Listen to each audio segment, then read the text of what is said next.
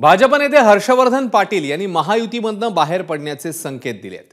इंदापूर विधानसभेची निवडणूक लढवण्यासाठी हर्षवर्धन पाटील यांनी आता शड्डू ठोकलेत। निवडणूक लढवण्यासाठी कार्यकर्त्यांचा आपल्याला आग्रह असल्याचं हर्षवर्धन पाटील म्हणाले।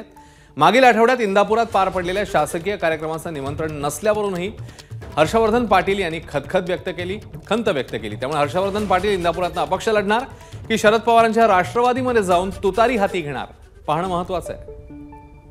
त्या भाषणामध्ये अजितदादा असं म्हणाले की पुढची सगळी तुमची विकासाची कामं करण्यासाठी इथले विद्यमान लोकप्रतिनिधी आहेत त्यांना आपण हे करा, असं ते जवळपास त्यांनी स्पष्ट सुतवाचच केला।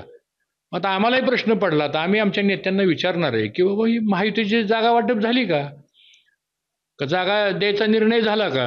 तिकडं परवा कागलला पण घोषणा झाली की मुश्रीफ साहेबांचं तिकीट जाहीर झालं।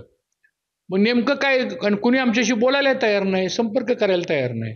जनतेची मागणी अशी आहे की तुम्ही ही विधानसभा लढवली पाहिजे।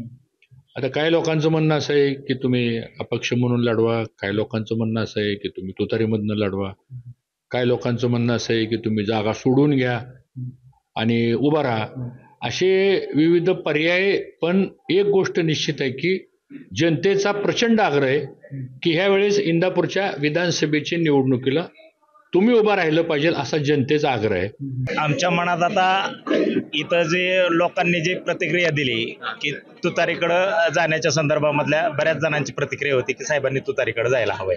तुम्हाला देखील तेच वाटतं भाऊनी तुतारीवर लढावं? हो, नक्कीच।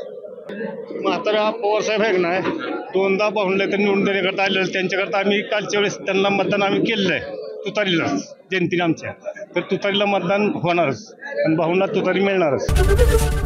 एबीपी माझा, उघडा डोळे बघा नीट।